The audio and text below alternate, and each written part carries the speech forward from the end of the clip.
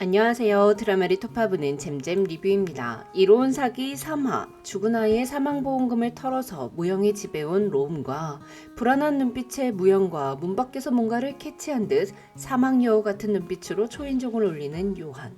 고시원에 물폭탄이 터진 후 로움의 거처가 불분명해지자 본능적으로 뭔가를 눈치챈 요한이 쓰러진 무영을 집에 데려다주는 친절을 베풀며 무영의 집까지 찾아왔다가 꼬리를 잡은 것 같아요.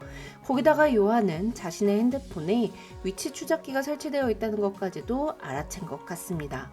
이로운 사기 아직까지 엄청 재미있다는 아니지만 분명 뒷이야기가 궁금해지는 매력을 갖고 있는 건 확실한 것 같더라고요.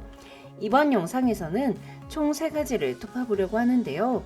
첫 번째, 로움을 지켜보고 사진을 보내며 예충식에게 보내는 영치금을 끊어버린 누군가의 존재에 대해서 톱파보고, 두 번째, 그냥 단순한 보호관찰가는 아닌 것 같은 고요한의 정체와 요한이 만난 여자 신설아의 정체에 대해서 좀 톱파볼게요.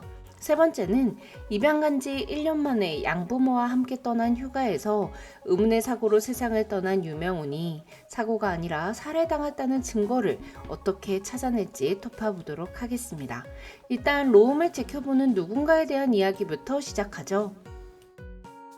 2회에서 로움에게 웰컴백이라는 문자를 보냈던 이는 서경역 1-39라는 문자를 보냈습니다. 문자가 온 번호는 전화를 걸어 보았더니 없는 번호라고 나왔는데요. 문자의 내용은 지하철 물품 보관함의 번호를 의미했고 그 안에는 빨간 상자가 들어있었죠.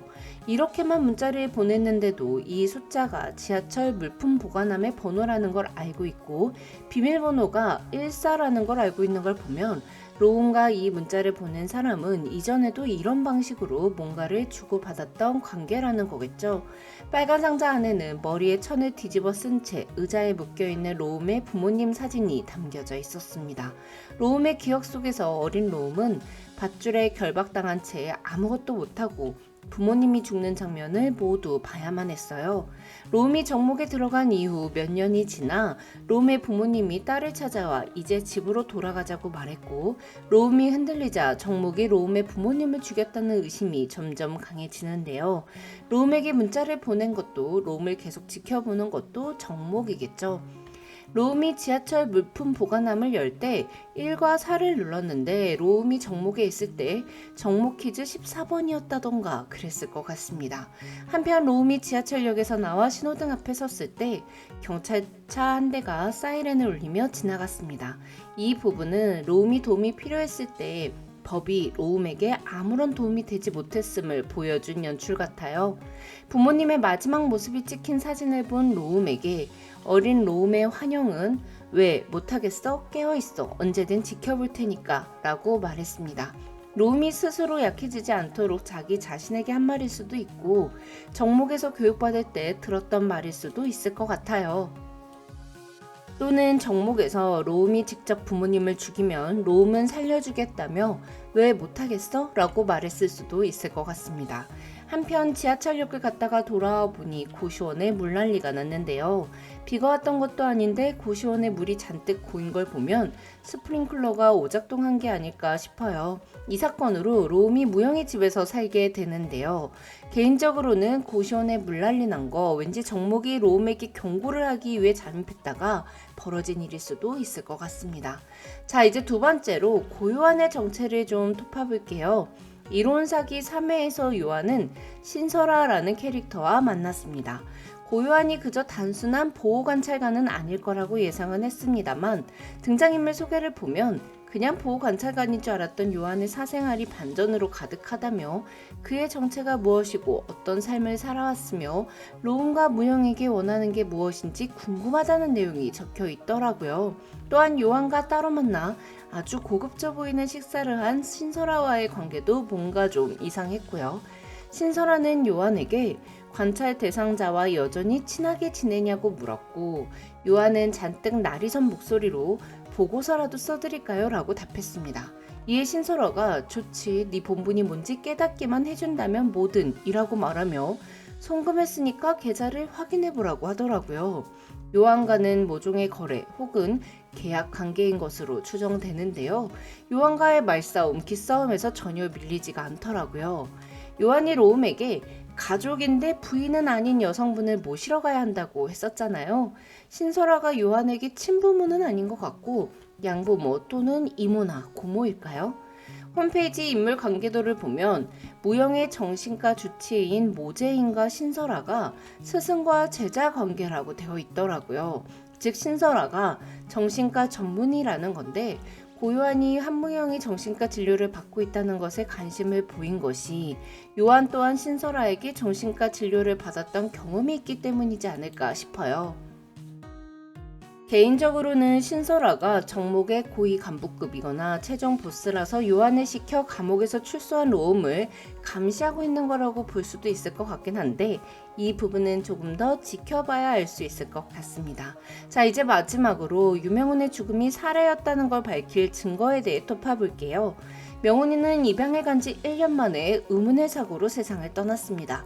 수영도 못하는 애가 수심이 깊은 데서 보호장비도 없이 발견됐는데 2021년 한 해 동안 유명훈에게 가입된 생명보험이 모두 15개였죠. 유명훈이 사고사로 사망할 경우 보험금 수령인 김보라는 약 4억 원대의 보험금을 받게 되어 있었고요. 아들을 잃은 서계숙에게 무영은 이야기를 듣고 변호사로서 할 수 있는 일을 하며 아무리 힘들어도 끝까지 옆을 지키겠다고 했습니다. 하지만 법은 무능하고 복수가 언제나 정의라고 말하는 로움은 마술을 보여주겠다며 코트니 건으로 보냈죠. 김보라의 아들이 다니는 유치원에 출강한 코트니 건은 내 자식의 특별함을 욕망하는 보의 심리를 활용해 김보라의 아들이 천재세포를 가졌다고 사기를 쳤는데요. 그리고 4억 3천을 무영의 집에 갖고 온 로움. 무영의 집 거실에서 불도 안 켜고 4억 3천 깔고 앉아있는 로움이 폼이 진짜 미쳤더라고요. 그런데 서계숙에게는 아들의 목숨값 4억 4천을 뺏는 게 중요한 게 아니잖아요. 양부모들에게서 4억 3천 뺏었다고 아들 죽으면 억울함을 풀 수도 없고 아들이 돌아오는 것도 아니니까요. 분명 유명훈의 죽음이 사고사가 아니었다는 걸 찾을 방법이 있을 것 같은데 전 그게 바로 양부모의 친딸 핸드폰 안에 있을 것 같습니다. 양부모의 딸은 코트니 건이 집에 찾아오자 핸드폰을 들고 허락도 받지 않고 영상인지 사진인지를 찍었습니다. 아마 습관이겠죠. 이 장면이 괜히 나왔을 리가 없습니다. 양부모의 친딸이 유명훈이 휴가지에서 죽던 순간도 찍어놨을 것 같아요. 유명훈이 물에 빠졌을 때 양부모들이 일부러 구하지 않았다거나 유명훈을 일부러 물에 빠뜨리는 순간의 영상이 찍혀 있을 것 같아요. 또는 양부모들이 유명훈을 사고사로 감쪽같이 죽일 방법을 의논하는 대화 장면이 결정적으로 찍혔을 수도 있고요. 그리고 이 영상을 해커 다정이가 확보할 것 같습니다. 코트니 건이 이 양부모 집에 찾아갔을 때 이 가족에 대해 숨기는 것 없이 다 알려줘야 한다며 이번 주 내로 가족들 개인 면담을 하겠다고 했는데 로움이 핸드폰으로 자기 사진 찍히는 거에 예민한 사람이다 보니까 양부모의 친딸 핸드폰도 확인을 했을 것 같아요. 다정이가 요한이 핸드폰에 어플을 업데이트하라는 문자를 보내서 해킹한 것처럼 양부모의 친딸의 핸드폰도 해킹해서 증거 영상을 확보할 것 같습니다. 그렇게 유명훈이 사고사가 아니라 살해당했다는 걸 증명하게 되는 거죠. 이후 한무영이 이로움의 이로운 사기에 적극 동참하게 될 것 같고요. 그럼 저는 이로운 사기 4회 리뷰로 찾아뵐게요. 지금까지 드라마를 톱파보는 잼잼 리뷰였습니다. 감사합니다.